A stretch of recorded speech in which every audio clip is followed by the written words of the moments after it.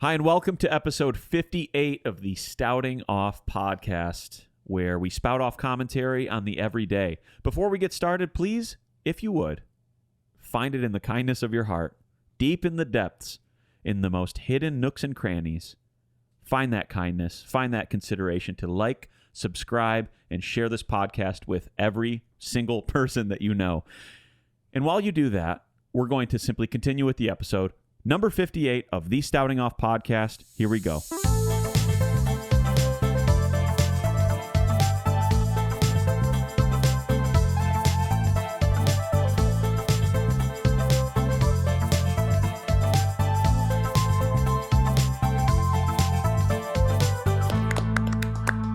All right. Here we go. Episode 58. We're in the works already. We're going. And are you with us or are you against us, as a Canadian would say, because they say against instead of against. All that to say, I'm happy to be back with my colleagues, Will and Jordan from Michigan. They're tuning in through the miraculous work of technology. We're talking live. Hi, boys. Hi. Hi. What if I acted like there was like a 3 or like a 10-second delay? Yes. Every time, even though Jordan's right in sync, Yes. It's so far away that like he asks me a question every 10 seconds, I answer.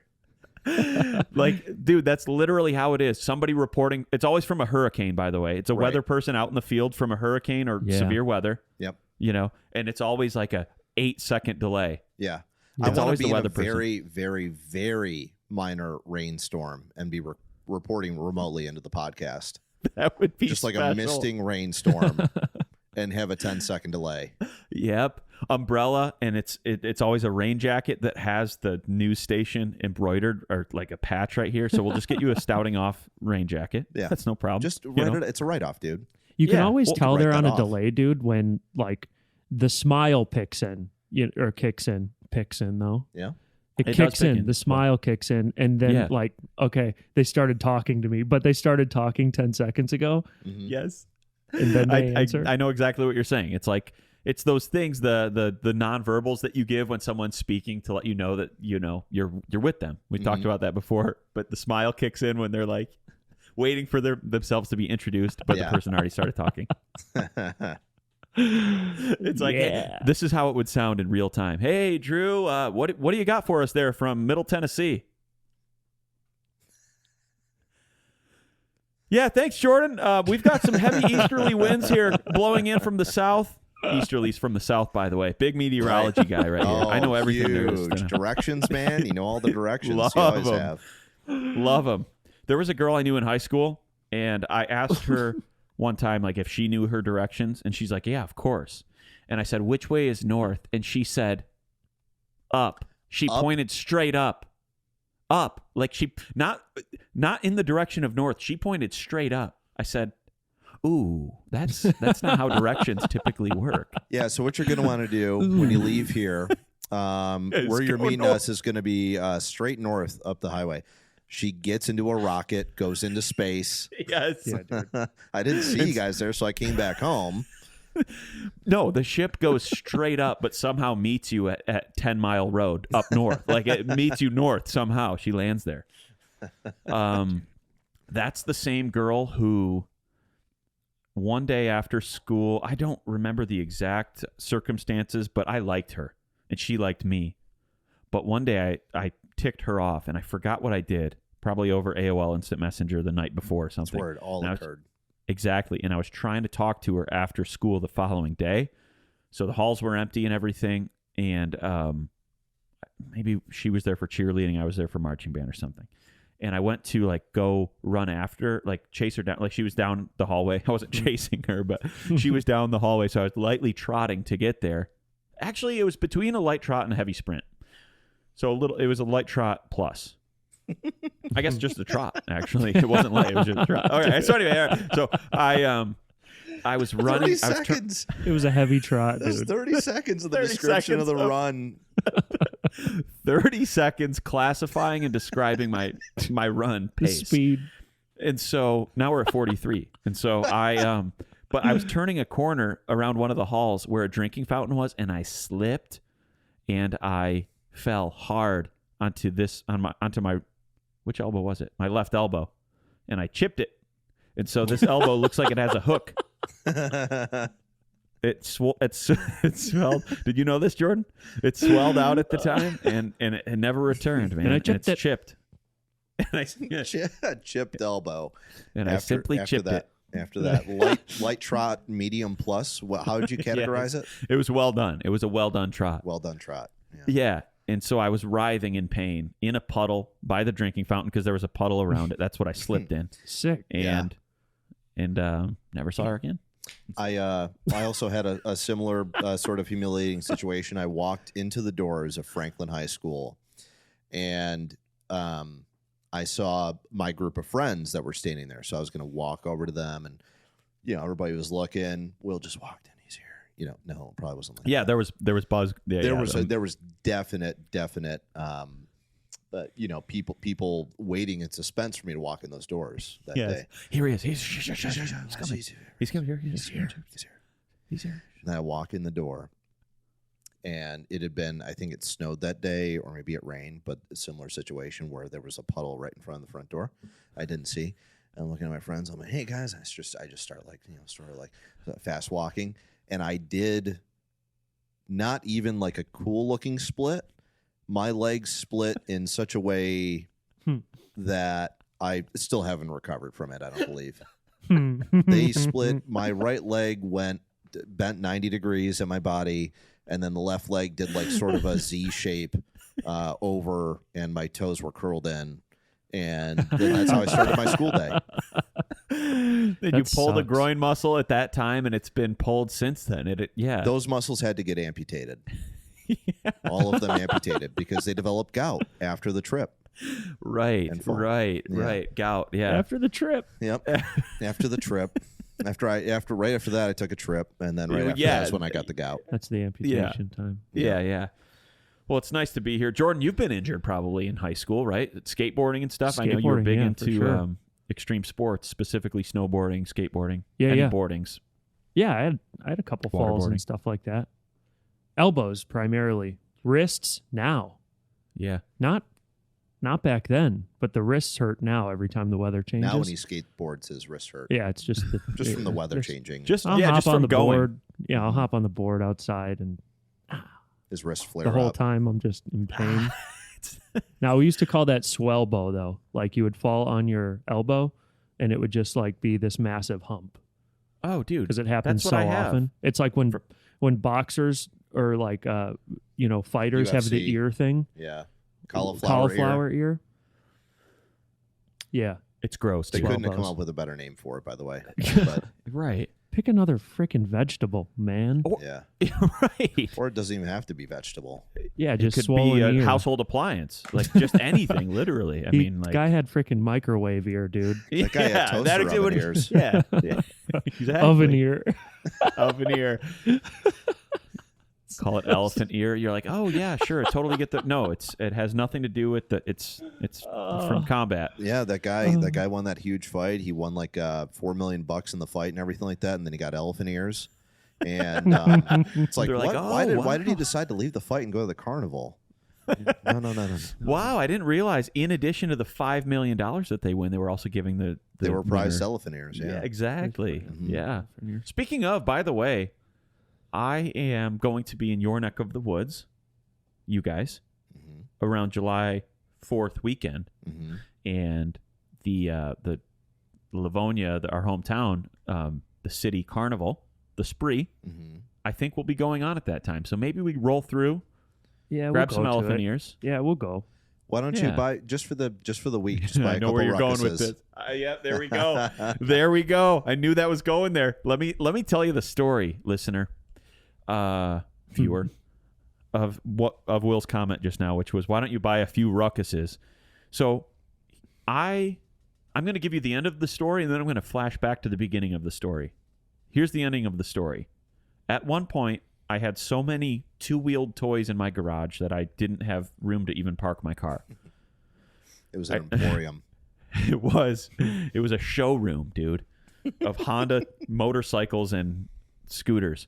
So we had a friend, Jordan, and you know this friend as well. He had two Honda Ruckus is. Mm-hmm. The Honda Ruckus is a 49cc scooter that goes about 37 to 40 miles an hour on a good day downhill, and is street legal. Don't need a motorcycle license or anything to be able to drive it. So I bought one time several years ago. Well, not even several. 6 years ago. And I had the best time zipping around town, going around my neighborhood on this thing, but this scooter was great, but it is not good for the man to scoot alone. He gets lonely. So he thought to himself, what if I get another scooter for a companion, a compadre? And so I bought a second scooter.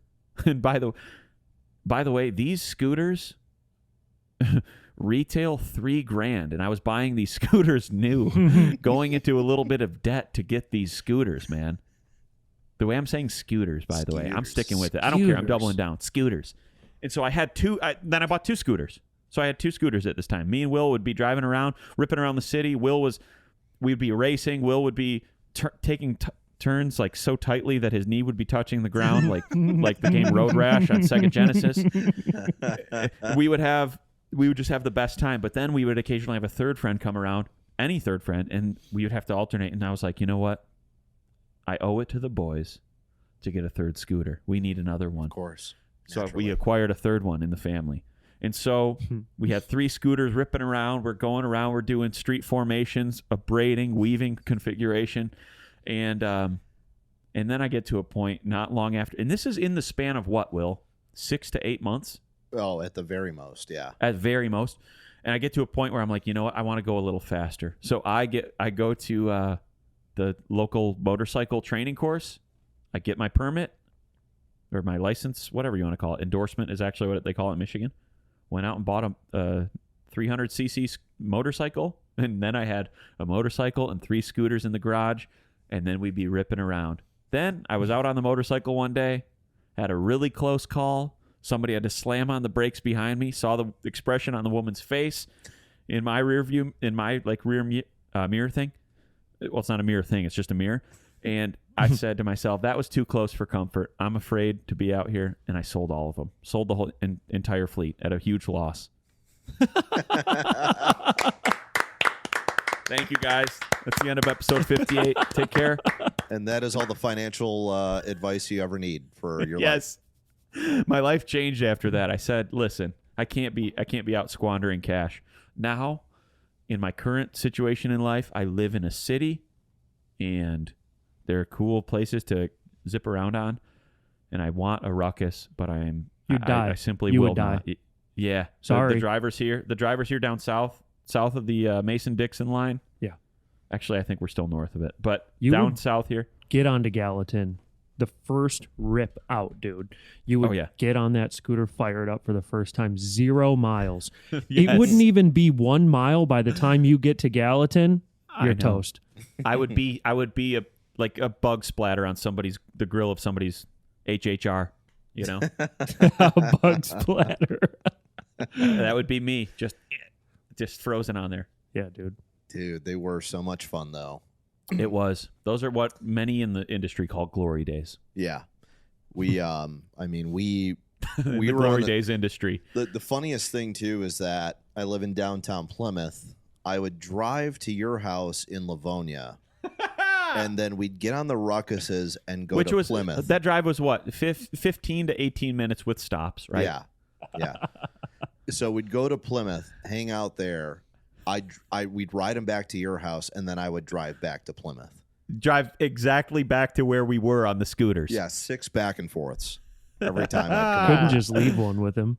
You say what? Couldn't just leave one with him. That'd be we too thought about easy. That. Didn't we have that discussion a couple times? We did, yeah. And I told him that pretty much the only way is if I could ride it up my stairs. Yeah, that's right. Yeah. I kept mine outside in Plymouth. Did you? I had a long-term lease on one. The friend you had mentioned was basically like, borrow this indefinitely. My cousin has a scooter, and he puts a little cover over it, a weather cover, like a grill. I had a massive bike lock. Did you lock yours up when you parked it? We had a lock, didn't we? Yep. Will? Yep. I say we were basically co-owners, dude. So Every mile on the scooter, you were there too. You had to turn the wheel, you had to turn the handlebars a certain way and then take the key out. Oh, that's right. Wasn't there that was a it? wheel lock that you could do, but I also had like a little chainy thing. Yeah. My thing is, it was just too light, dude. Like it was just light enough for two people to just be like, yeah, we'll take it. It was a Lift hair it under into the back. I feel like it was like a little bit under 250. It was probably Sounds right. Yeah. Actually, maybe not. It was probably between like somewhere between 180 and 230 pounds. That's a 50-pound range. I think it's probably in. Yeah. And you couldn't lift it up by yourself because it's awkward. No. But with someone, you could that's in the back of a pickup truck in 2 seconds. Yeah. No and issue. those are like really hot too. People like really customize those out and stuff like that. There are some funny mods out there. Yeah. Yeah, we had some great times. The one time that you came up with the grand plan to go from your house and ride them to this bar/restaurant in Ypsilanti. I didn't really consider it ahead of time because Ypsilanti, to me, living in Plymouth, doesn't really seem like a far stretch to go. Well, you have to use mileage. So how far is it from Plymouth? Your hometown? To get to Ypsi, I'm probably under 20 minutes. Okay. Maybe 20 minutes. And so to get to my house, which is in the opposite direction of that, like we said, is 18 minutes. So let's just round up to 40 minutes of driving from my house to where I wanted us to go. In a car, though. Right. And we had to take all back roads.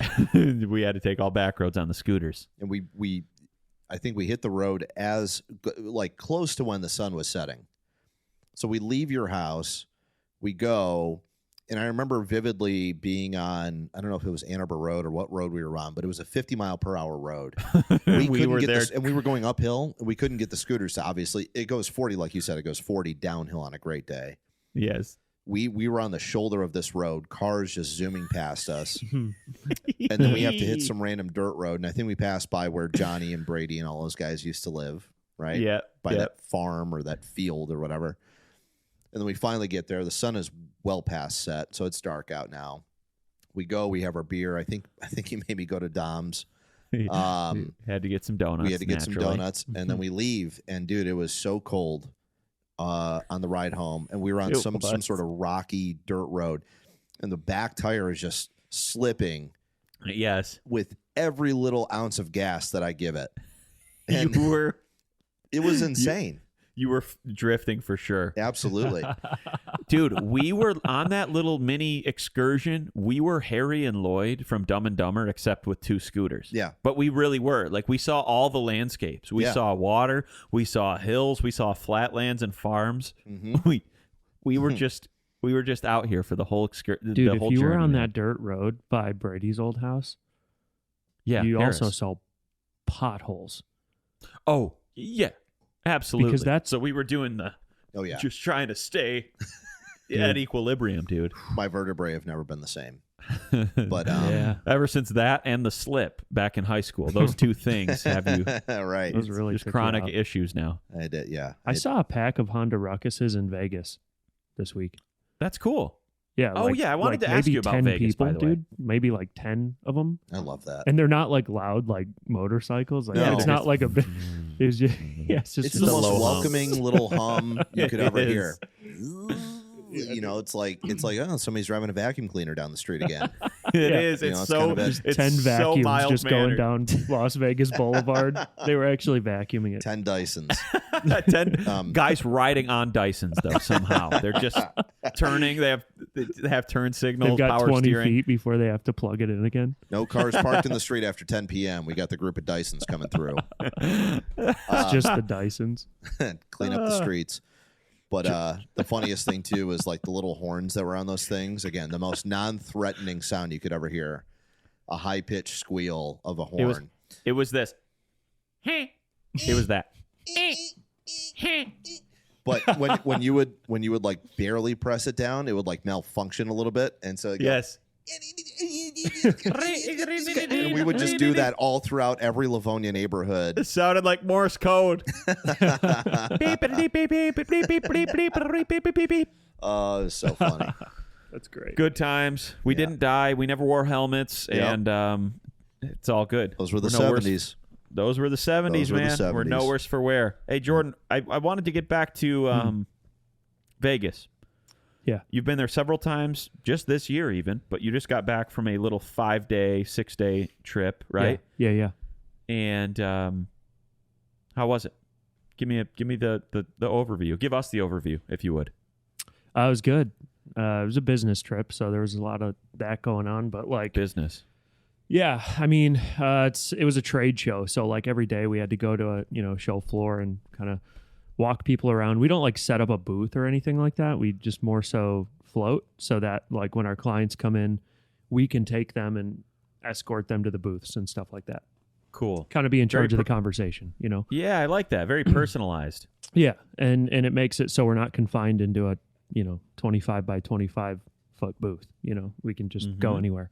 So yeah, it was good. I put like I did a Facebook post because I just got home like hours ago, but I actually got home last night. Stayed at my in-laws last night, and that's true. Actually, that's worthwhile to note that while as we record this right now, you've only been back at your own home for less than 3 hours, right? Less than 3 hours, yeah.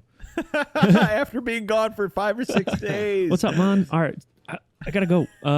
Hey, good to see you. But, well, that's great. And all. Hey, kids. Okay, we gotta go record the podcast. We'll chat with you in a few. No, I was with her. I was with them, like the whole family all day for what it's worth. Right but yeah. So I put on my Facebook as I was like flying home last night late. Got home at like almost midnight, and I said like Infocom was super fun. Time to sleep for 84 days because that's how it felt.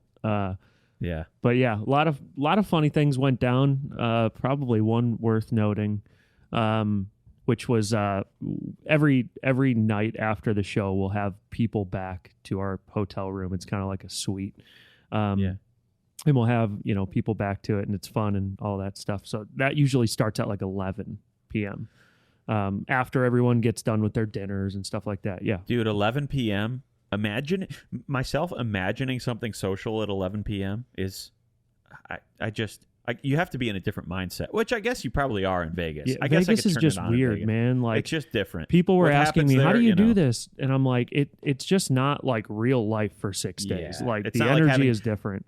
It's not like having people over at 11 p.m. Like, come on to your house. I'm going to hang out in Livonia at 11 p.m. Yeah, right. This story, by the way, was the night before I left. Like to get on a plane and come home. So this was just 2 days ago. And until that time, I think I'd talked to Will on the phone. Until that time, I had gotten a total probably of 4 hours of sleep since Monday. So I had been there for 4 days. It's just one of those things. I don't know what it is, but you're never tired really, but you are. I think one of our friends said that I looked like a zombie, but, anyway, so we have people over to the room where we're kind of just hanging out and having some drinks and stuff like that. And that ends at about 2 or 2:30. And one of my clients was there and he's like, I'm starving. Like I'm really hungry. And I'm like, okay, or we could just go to bed. And he's like, no, dude, I need like pizza or something. So I was like, there's a Taco Bell cantina, which was like the flagship Taco Bell cantina. It's like a Taco Bell and a bar, kind of all in one. And in Vegas, it's huge. It's massive. So we go there. We go there and sorry about that. We go there and we order food. We're there for probably 2 hours. We meet this couple that's there. They're like 21, 22 years old. And they're like asking me all about things in Vegas and stuff like that, and where to go and all the stuff to see and all this. And so I'm telling them, and it turned into like a really funny conversation. Like the banter back and forth between like my group and theirs was just funny. I bet. I became like best friends with this dude, and he's like, "This is my first time to Vegas." For some reason, I bought him a Taco Bell shirt. Like it's like a huge rainbow, and it just says Taco Bell. Dude, like he's like, so what else should we do? And I was like, well, we went to the Chandelier Bar, like in Cosmo, which is like I don't know, it's a pretty popular place. You just go there and chill. Did that. at this point, I was like, we should probably go. Mainly because it was 6:15 in the morning. Oh, and so I'm walking back to my hotel, and the sun's up. It was like the movie 21, you know, like when he walks out of the casino and it's all bright. Yeah. Or like the story of when I went to the casino in Windsor. Yeah. Yeah. That's right. Yeah. Awful. Yeah. Awful feeling. Anyway, that was just like, man. Yeah. They added me on Instagram. We're like, we're homies. You're friends now. Yeah. Good. Yeah. Imagine a scenario in which you guys all end up in Vegas at the same time again. Like, I'll walk the other way. That will be electric. That will be. I'm gonna run the other way. That reminds me, giving gifts to strangers that you just met. I want to talk about something that happened on the golf trip that the three of us and 15, that 12 of our friends. Wait, what's 16? 16. Yeah. So it's 13 of our friends also went on. So there were 16. A couple weekends ago. And by the way, we had to take a week off for Memorial Day where we were all out of pocket. So if you're listening and you were like, what the heck? You guys are a week late on this. Listen, all right, we have lives too. We have wives too. Jordan does at least. And we have stuff going on. And so we just weren't able to do anything for Memorial Day. But the weekend leading up to Memorial Day was our golf trip. And when I said Jordan has wives too, I just meant he has just one. He's not in the polygamy community like the show that I'm watching on Netflix right now. Have you guys seen that, by the way? No. Dude, it took me 30 seconds to translate what you said. I was listening to you, but like it took me a second. That's great. And that's what goes on in my mind. just chaos all the time. People running into each other up there. We all have wives. I mean, Jordan has wives. Anyway, polygamy on Netflix. Now I feel like I owe it to you guys. There's a show that I'm watching on Netflix right now, and it's awesome. Well, it's not awesome because what happened in the show is highly unfortunate for many. Tell of us the everything, dude, and spoil. All right, well here's the spoiler. The prophet. Only the spoiler. All right, let me spoil it. And then he dies. And then that's all he says. He's on the run from the police. The show that I'm watching is called Keep Sweet, Pray, and Obey. I'm watching that on Netflix right now. It's on my list. Okay, so here you had me out to dry, dude, and because you said polygamy, I thought that was the name of the show. Oh, no. So joke's on you, dude. No, it's not, though. It's still on me. I've still got egg on my face. So we went on a golf trip a couple weekends ago, dude, and it was so fun. Speaking of people who give gifts to random strangers. And we have a friend in our group, in the golf group, who is, I don't know how to describe him. He's otherworldly. He's sent from another dimension. He's an alien, dude. He's an alien, but he's still a human one. Like he still gets what's going on. He's like an alien learning the ropes of being a human being. Like, he's a very aware. He's learning the norms alien. and stuff, but there's still some jargon and some words that he mushes together and sentences that he said that no one in their right mind can think of. Yes. No. Yep. But I feel like he's in on it. He's in on it to like his level of comedic comprehension is past mine. Mm-hmm. So sometimes I'm like, you're doing you this is a whole thing. Almost like, dude, he's so committed to this bit. Almost like he leaves and we're there talking about it. Yes. But his intention was him leaving and us talking about it. He knew, dude. He's letting the pot simmer. It is like that, dude. He's letting the pot simmer. He's and letting all the flavors mingle. All the flavors are mingling, and here we are on our podcast talking about him, dude. Mm-hmm. So it worked. Mm-hmm. So anyway, we have this friend, and it worked. We are all on this golf trip. There are 16 of us. We eat dinner at this long Last Supper style table every night when we're on this golf trip. And this last night that we're there's a group of Amish people. There's some families. There's all these people, tables around us. He decides to, in addition to buying dessert for everyone at our table, he decides to have dessert sent to the Amish table. He asks the waitress, and she's like, dude, for the past 2 nights you've done this, you've bought dessert for everybody. We're almost out of cake. We only have... She said they didn't plan for that. They didn't forecast for that properly. She said, we only have 2 slices of cake left. So he's like, okay, yeah, please give that to that table. So we see the waitress go over there. She's the messenger of this person. And she drops them off. And we just applaud and say hi, cheers, whatever. We're like, why do you take so much joy in giving and having ordering food for people, dude? Yes. You know what I just remembered? We ended up asking that table what they're doing there. Yeah. And the reason that they were there is because there were a bunch of Amish people and then 2 just not Amish Just people. Commoners, yeah. Commoners. The Amish were selling their business to those 2 people. And so the cake I didn't hear that. was actually perfect timing. But at the same time, them getting a piece of cake for 15 of them. Yes. Yes. One single slice of cake. It was. You're right. I said 2, but it actually was just one slice of raspberry vanilla cake. Yeah. For the whole entire table. That was so And then we silly. stood up. We gave them a standing ovation once the cake got delivered. The whole entire table. In their minds, if that I want you to put them you in their shoes. They're Amish. They're selling their business, which I didn't know this. They're selling their business to someone. I didn't know that either. And they get a singular piece of cake from a random table, and then all those people stand up and applaud at them. But not only us, dude. If you remember, There were a lot. We stand up and applaud. Yep. Everybody in the restaurant. Yes. Everybody The was with us. entire restaurant. Everyone was in on it. They're all Just blushing. Their horses are slice going of- crazy in the parking lot. You just hear so much clip clopping in the parking lot. They're clapping too. Yes. That's so stupid. But then, that was only the opening act for this guy. Yeah. Our friend.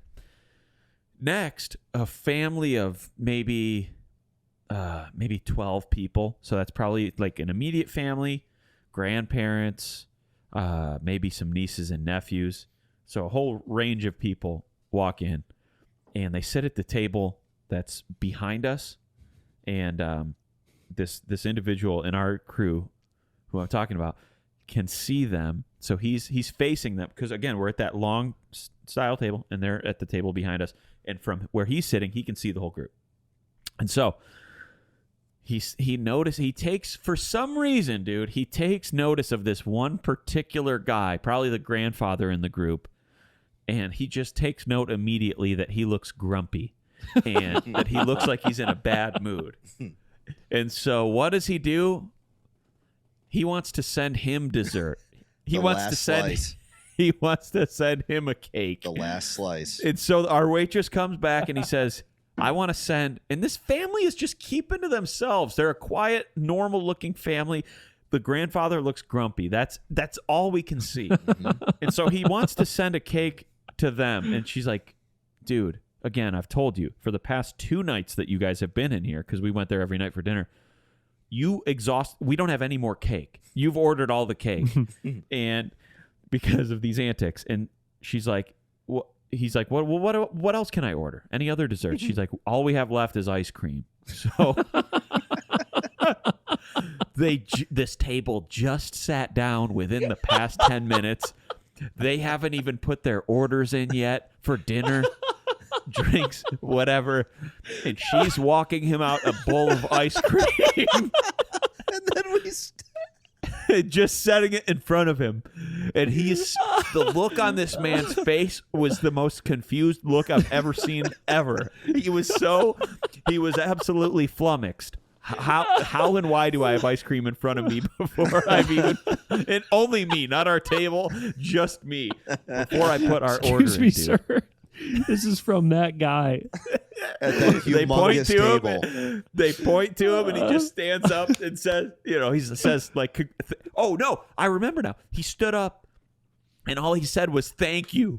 He said "thank you," and he was clapping. Chase did. Oh, there it's his identity.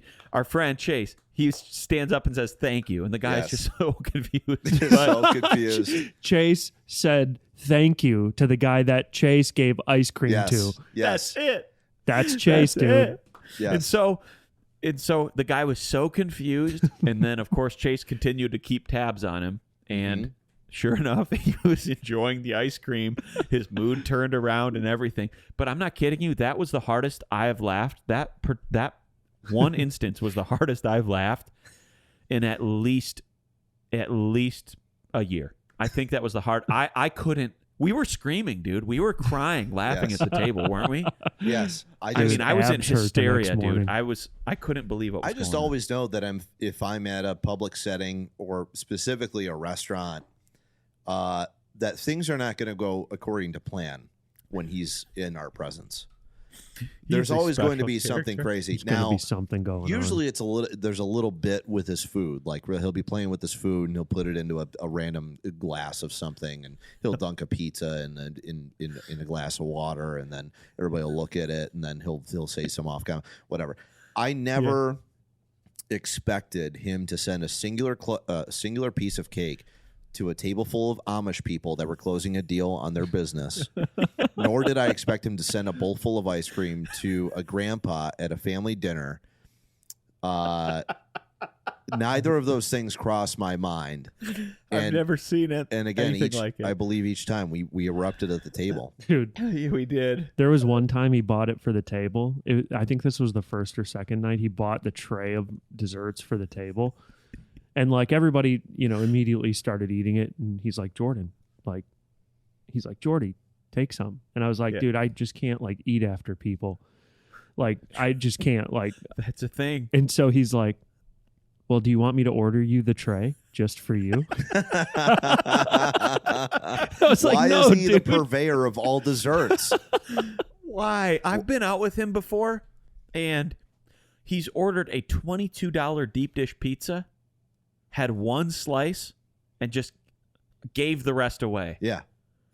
Probably you not. guys have seen him auction off a mushroom sandwich before. Yes. Yeah, Portobello. A portobello wrap, dude. Yep. Yeah. What did he? Can I tell it? Yeah. I just remember it because you Yeah. asked, but I know it. And I'm going to make it very quick. Maybe 1 minute or less, dude. We were at the golf outing 3 years ago, maybe? Probably right? 3 years ago. 3 years ago. He ordered 2 portobello wraps, gave one away, and then tried to sell the second one back to the waitress. At an upcharge. yeah, dude. He bought it for like $12, and he's like, "I'll sell this to you right now." He's a for wholesale $15. distributor of random foods. I've just never seen anything like food comedy, dude. No. I've never seen anything like his food All of his comedy. comedy involves food all of the time. It does. is strictly food related. It may tail off into something else, but it starts with food at the very least. He's And funny. ends with food. When Bookends you- with food. Real quick, when you talked about Jordan, the Taco Bell cantina, Yeah. which is a Taco Bell and also a bar Yeah. inside, it just got me brainstorming about other fast food restaurants that could do combinations like that. Yeah. That's good. And I was just thinking in my head about Long John Silver's cigar bar. That's the hot spot in the town, dude. Yeah. A plate It's full of hush puppies and a nice long stogie for A you. Popeye's chicken and car wash, dude. You do it the same time. It's a drive-through with a car wash. You know what's weird is what makes people That would be tight, actually. What makes 2 restaurants come together like KFC and Taco Bell? There's Same nothing ownership. like it, dude. Wendy's and Tim Hortons. There's nothing like it, but Will is right. It's same ownership, and it's by a big conglomerate of fast food Oh, places really? called Yum. Like Yum KFC and Brands. Taco Bell are the same owner? Mhm. Oh, nice. Yeah, Yum Brands. It's so funny that I know that. And It it's is. very That stupid, you dude. threw that at us nonchalantly. I didn't even know you were It's serious, about dude. It's Yum Brands, owns KFC and Taco Bell. Taco Bell. Taco Bell. Taco Bell. I have recently made some Southern friend contacts here, and they point out frequently how fried contacts. Sorry, go ahead. Southern fried contacts, and they frequently point out how Midwestern I sound. No kidding. Yeah, I think I speak the Queen's English. I think I speak perfect English with Donald Trump hands like I'm doing right now. I think everybody in Michigan, pretty much. I think, like, I've never considered myself to have an accent, but I most certainly do in some way, shape, or form. But I'm with you. I speak Queen Elizabeth II English. Yeah, not the third. The I third. never noticed anything like that, but do you think we're just like oblivious to it because we all sound the same? We are. The three of us are. We're oblivious. Even when Will said accent just now, someone down here would be like, accent. Accent. We say accent. Yeah. It's kind of nasally, whatever. But I like it. Yeah. Hey, I wanted to ask you guys a question. Very personal question. Right when I say that, it's not going to be personal. But what if it was? That's what I laughed at. Tell me about the saddest memory, most traumatic memory in your life. No, I got picked up from the airport. This isn't the question. This is the setup for the question. I got picked up from the airport on Monday, and we were texting and calling and doing a lot of coordination. I can't remember traveling before cell phones, but how difficult must it have been to coordinate getting picked up from the airport before cell phones, right? And just in general, like some of the things the challenges that are solved by cell phones, like how did people live before cell phones? I vaguely remember it. Well, you've got your navigation. You've got your communication with people. You've got all of your tickets. Your irrigation. Oh, tickets. Irrigation. Yeah. And then finally, Metro Plazas / waste disposal. That's right. And those are the 5 key things that you get from cell phones. That's the stupidest thing that I've ever heard in my entire life. What was that? You have your communication, your navigation, you said tickets, irrigation / irrigation. No.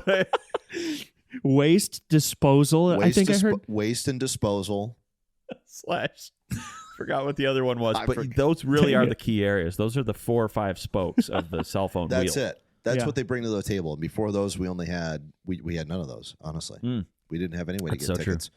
And we had no irrigation. And all the crops died. So like even if you were like to your point, even if you were meeting up with somebody at the airport, you just have to rely on like your last memory of the airport and be like, yeah, let's meet by that garbage can. Baby. Let's meet by that Chili's or something. And it's going to be at 12:30 and please be punctual. Right. But please be punctual didn't make sense because you're going to be punctual 20 years ago. Yeah. There's nothing to delay you like cell phones. Like now, Will, you keep saying grassroots. So grassroots. Grassroots. What I mean by that is grassroots. Next question. Roots. Yeah. Jeopardy question. What I mean is like it was such a basic, fundamental way of just doing everything. Like, I remember my mom, if she had to travel 40 minutes to an area that she was not super familiar with. We're going from our house in Detroit to go visit my sister in Rochester. She is printing out 7 pages worth of MapQuest directions. For sure.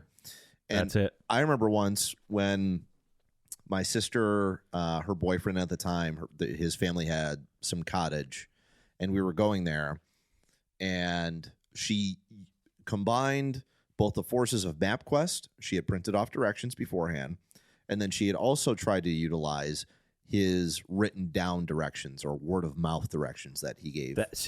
You're traveling into murky waters there. You try to take real directions with somebody's word of mouth. Because I remember this vividly. We're going down the road. We're almost at the cottage. We're within a mile radius of this place. She's going down this road, and she's looking at the MapQuest, and it says, go half a mile or whatever. And then on the directions, it says you're going to pass a 4-way stop. And about half a mile after that, then you turn right on this street. She passes the 4-way stop. We move 15 feet after that, and she thinks that was a half a mile and then just gets unbelievably upset that she cannot find it. And this is what, We're at the four-way stop. Where is this place? It was like that. You're like, Mom, a half mile is about 2,700 Even I know feet, that. I'm not sitting in the back 15. seat. I'm like 11 years old. I'm like, we haven't gone far enough. Clearly, a half a mile. Even I know. I don't really have a good sense of direction. I think a half mile is a little bit more. But yeah, just doing that, man. Or you make plans. Well, I guess cell phones were already around by that time. But if you're chatting with your friends on AIM or something, and you're planning to meet up somewhere, I didn't have a cell phone for a long time, and it's just like you meet here at this time, and boom, you're there. If you're not, you're not. Hey, we talked about earlier in the episode that annual carnival spree in our hometown that we go to. I remember in like 10th grade, the girl that I was chasing after when I chipped my elbow, I remember chatting with her on AIM, AOL Instant Messenger. Mm-hmm. Her name was Chip, in fact. It's complicated. And I remember just being like, okay, I'll meet you by the big Ferris wheel at 10 p.m. Yep. That was it. Yeah. Hope and a prayer. Hope she's there. As long as you have something you can look at for the time, whether it be a clock that's at the spree. I don't know where that clock would be. Don't ask me. They don't have some sort of bell tower there. I made it seem like they did. They set up a bell tower with all the carnival rides. Yeah, like the this was pre-watches. That's actually you hit the mallet, and then the thing goes up and hits the bell tower. I remember now. That's right. Then you can see what time it is. Yeah, then you could then only then can you see what time it is. And other actually, than that, they strike it every night at 10 o'clock. So actually, that's probably why you coordinated that. But that's it. You knew. Yeah, unless you have a watch on you. That's funny.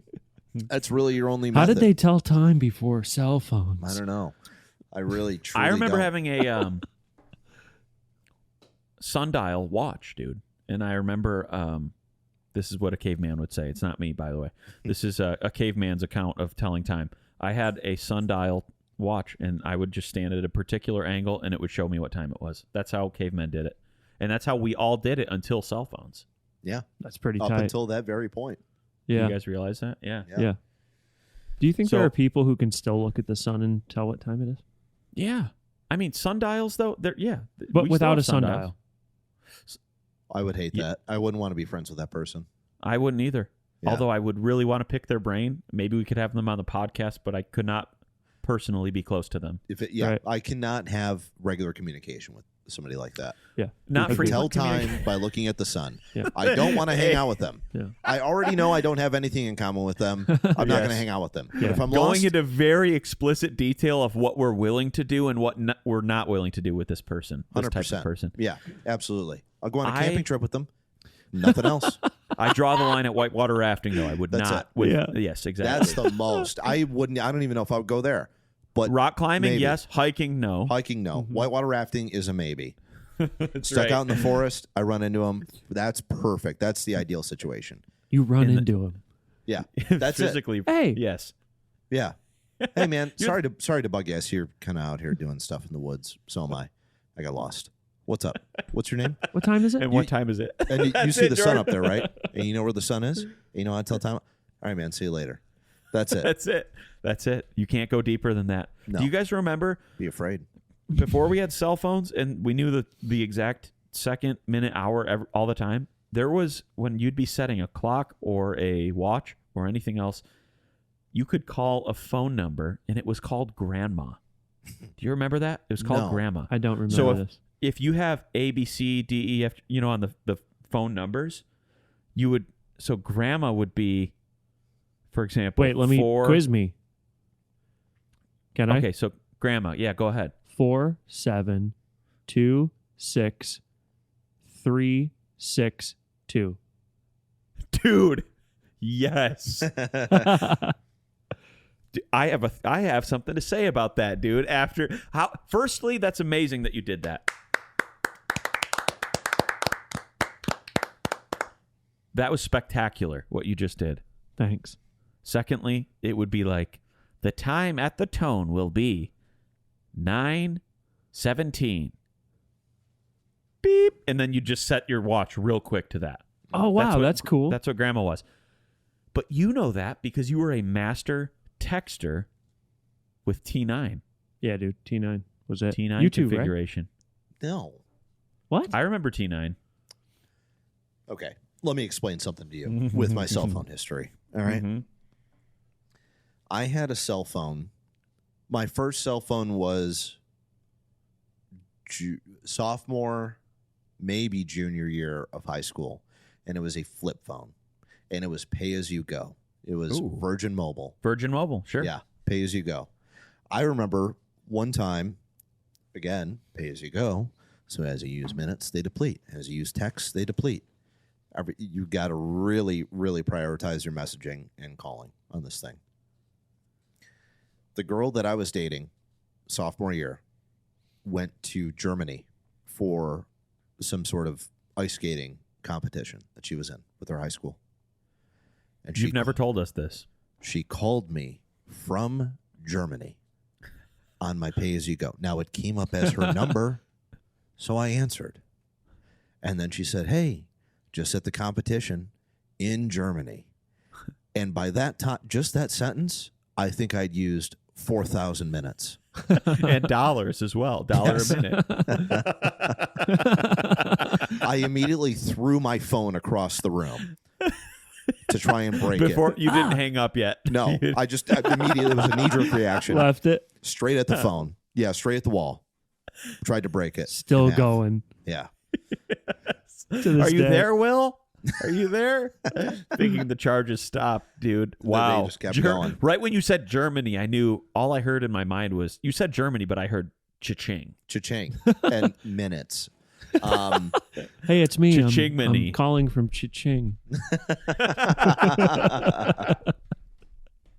That's dumb right there. Calling Do you from realize Cha-ching, that? Germany. Yeah. Hi, Cha-ching. I'm calling from Cha-ching.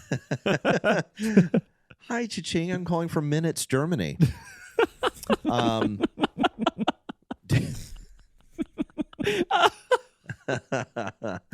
hot vacation spot. Yeah, very. Cha-ching, Germany. Cha-ching, Germany. That's Dude, dumb. Inside Minutes Germany.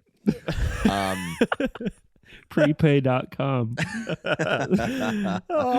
That's special. Yeah. Hey, speaking great. of Virgin Mobile, by the way, unless you had another comment, Will. No, that I was is. just going to say, when you're talking about T9 texting and stuff, I got acquainted to it, but I was never probably as good as you. No. Why? I'm not the only one that I grew up in the same cell phone era as everyone. You were just, I remember you being very proficient with the usage of T9. Yeah, like I was not a cell phone guy throughout high school. Like I just simply really didn't have one. Pretty much. But even before T9, I don't even know what this is called.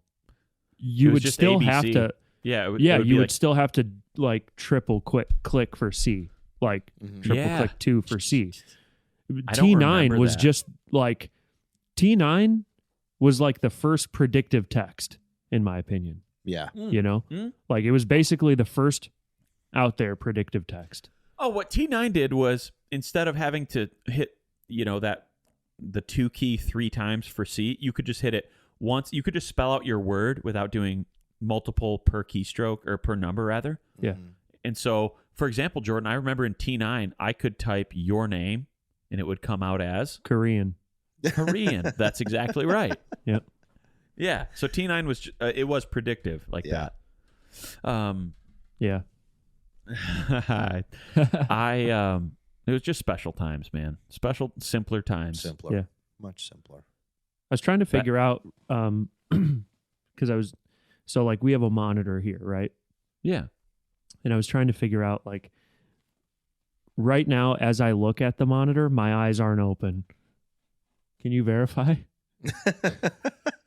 I have seen your pupils throughout the evening. So one fun fact about like this Las Vegas trip, not to go back too far here, but like it's okay. I met up with one of our good friends, Joel. And love him. What's his best man? He texted me about 5 minutes after I saw him on the trade show floor, and he said, "Are you good? You look dead." At this point in time, I had seen so many people, and I had probably been working off of 1 hour of sleep And so I like imagined myself, like I just had this daydream, right? I was thinking about this like later on in the afternoon. I had this daydream that like I was walking up to people like with my eyes 3/4 shut and like not addressing it. Just be like, dude, how have you been? But like, and then it turned into me thinking that I was like blind, right? Just like kind of like looking around, like looking so over long. here. Hey, And the only How have words you you know been, how man? to say are "How have you been?" How have you been? It's I been love so that long. shirt. Glad we're finally back. Sounding like Good a to robot. see you. I love that haircut. You Hello. look really nice. Saying that to your blinds. Dude, having your Hi. phone like dictate the text that comes out of your mouth. Hello. How have you been? It's been so long since I've seen you last. Right. Predictive text. Predictive text. Wow. If you were to ask me to say that 10 times fast, I would not be able to. Predictive text is something I turn off immediately upon getting any new Same. iPhone or Same. any new smartphone, period. Same. Can't do it. And that's all I have to say about that. So what I wanted to say next was this. I don't know if you guys use cream in your coffee? Mm-hmm. The question everyone has been dying to know. Do you They're guys use asking cream us in your all, coffee? all the message boards. Yep. The tough Yeah. questions. Do you use cream in your coffee, Yeah, I do. No. Jordan? No. I used to not. Now I do. You're soft? No. Sometimes Just like me. bourbon cream. Oh, sometimes. Okay, bourbon cream? Okay, fair. Listen, oat milk is the only cream that matters in coffee anymore. Fair. I recently came around to it. For the longest time, I thought it was just a fad of the gluten-free, sugar-free, fat-free, dairy-free, whatever. And while it might be those things, it's so good. It's delicious. Oh, Oat dude, milk it's is so so good. And I use Oatly oat milk. And for the past 4 weeks, so I converted about 4 months ago, I would say. And for the past 4 weeks at my local store, every time I try to get Oatly oat milk, it's not there, It's really hard to get. which makes me mad. There's Yeah. an oat milk shortage right now. Do you realize that? So we're talking about high gas prices. Let's talk about the real crisis that's here. All right. It's the oat milk shortage. Dude, is it just now though? Like that there's a shortage? Is that a real thing? It's only that's okay. So that's a great question, Jordan, because I'm only sharing from my personal experience, which is all any of us can ever really give ultimately. Yeah. Because I just came around to oat milk the past 4 months. Yeah. But I've been buying it, and so this past month or so, I've had a real hard time getting the good stuff. Dude, and it's that is okay. Oatly. So I was at a conference in October of last year, and I became really good friends with like the coffee place that was like the coffee pop up that was across the hall from us. Yeah. I had to run out to the store to grab like an extension cord or something like that, and I was like, "Do you guys need anything?" And she's like, "Please get Oatly oat milk. This is what it looks like," and all this Oatly's stuff. the best. She's like, It's "They may industry not standard. have it. Like they're probably not going to have it, but if they do, get me as many as they have." So the only reason I ask that is like, is there a shortage or is it just like scarce to begin with? Might be just scarce. It's just so good. I've tried probably 5 variants of oat milk, and it's Oatly is just it's just so good, dude. And so anyway, I wanted to tell you guys something, and this is really why I wanted to get us together tonight to record this episode. Did you hear the creaks in the microphone? No. This guy It's owns going- Oatly now. It's going. Eh. That's what he's going He to tell us. acquired Oatly. Went to Kroger yesterday. Got 2 gallons. Got 2 gallons of Oatly, boys. That's huge. I'm set for a long time. Set for a tremendously long time. Oatly is the one, and actually, which in is a good gallon segue. jugs. Yeah, paper carton. I was you know? going to say, yeah. Screw top. It's not the old Guernsey style where you fold it out. Which is a good segue. We want to thank our sponsor Oatly for this episode of the Stouting Off Podcast. We love you guys. And so they're not our sponsor, but we believe Now they in will. faith that Now someday they will be our They will be. sponsor. They'll be. Remember in the early episodes when we had Dickies as our sponsor unofficially? They didn't know it. They didn't know we existed, but we let them sponsor us. Yes. That was nice. Yeah. Man, seems like forever ago, but Well, that's because it literally was 2 years ago that Yeah. we started this podcast. Long time ago. Dude, what a corporation to get involved in your podcast. Dickies. It's the most random thing. I mean, you might as well go Walden Books.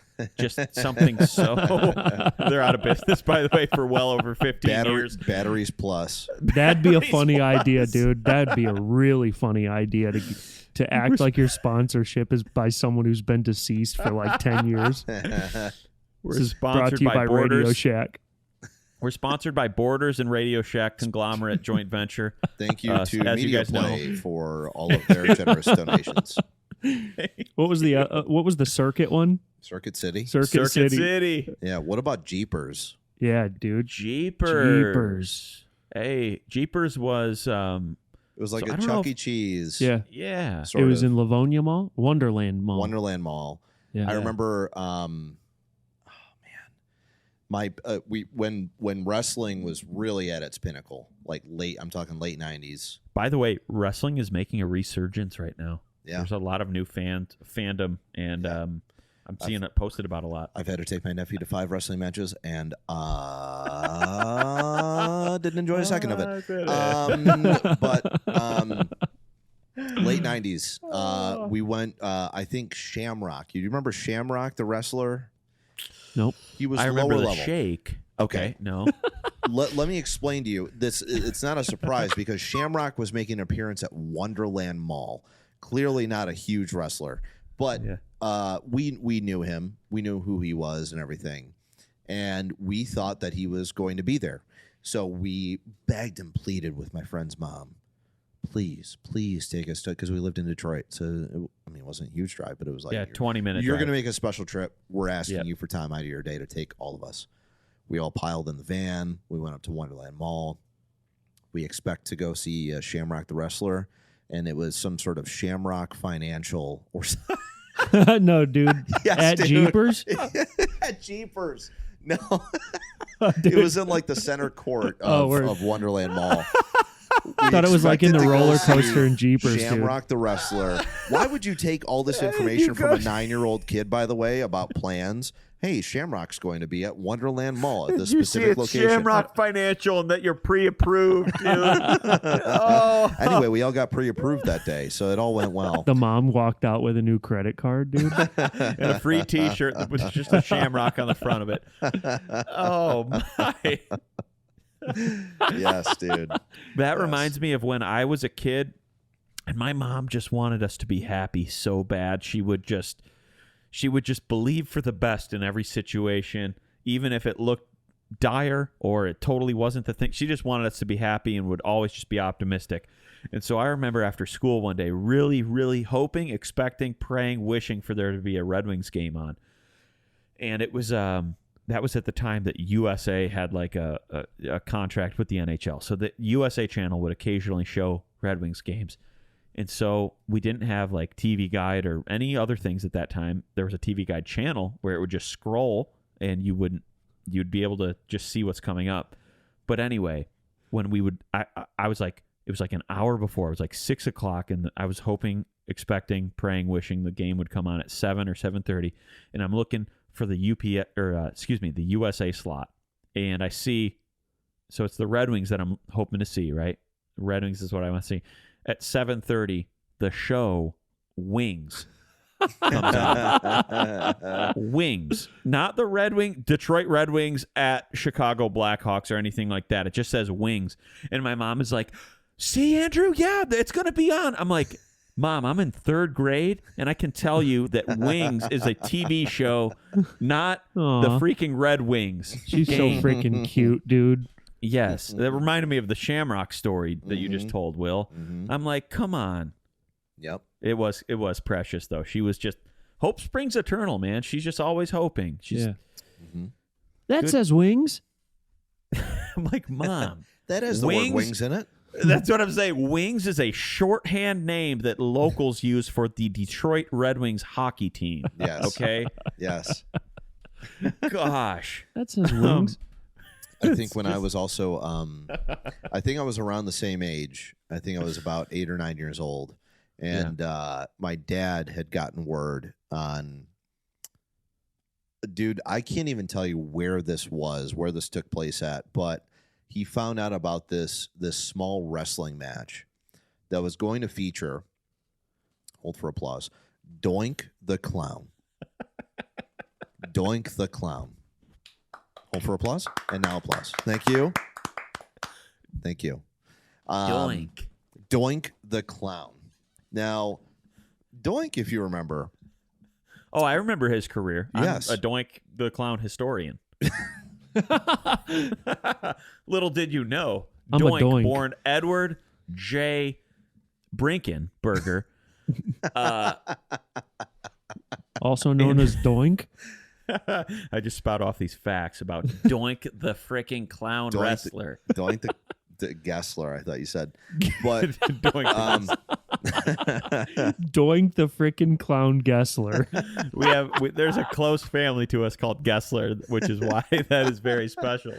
But I don't remember a ton about that match, but I swear to you, it was inside of a VFW hall. Surely. There was a... you sat in metal folding chairs, absolutely, right? Surely. Yes. Okay. Yep. There was a wrestling match. There was a small ring. Doink came out. I got a picture with him on the Polaroid. He signed it. Don't know where that is to this day. But there were just a bunch of cheap gimmicks and tricks. I mean, they would throw tacks down on the ground. It's like watching the movie The Wrestler, if you ever watched that. Great movie. But it's like low-level wrestlers or washed-up people. Smashing light bulbs on their forehead or whatever. Yeah, like cheap tricks. So, yeah, Doink was there inside a VFW hall. I saw him there. So. I wonder what, I'm trying to figure out, which part of life this was in, because you said, Shamrock and Doink. Yeah. I remember, Triple Stone H. Cold Steve Austin, Goldberg. Sting. I only cared about not even C-level wrestlers, like J-level wrestlers. Shamrock and Doink. Doink the Clown. Doink the Clown. Doink the Clown. Those were all in my wheelhouse. Those are the guys I really respected. Dude, that's same. sick, though. They're actually our official sponsors of the Stouting Off podcast. So we want to thank you, Doink. We want to thank Doink and Shamrock Financial. Thank you. Born Edward J. Brinkenberger, as we said before. Love it, boys. Well, I think as far as episode 58 goes, if you guys are comfortable with this is going to be the conclusion of the episode. Is that all right? Anything else to button up? Never been more comfy. Nope. I thought the same, and I feel that way as well. And so, viewer and listener, we love you. From the bottom of our hearts, we say thank you. And I stammered through that, but I'm not even going to go revisit it, all right? From the bottom of our hearts, just revisited. We love you and thank you for listening to the Stouting Off Podcast, episode 58. See you later.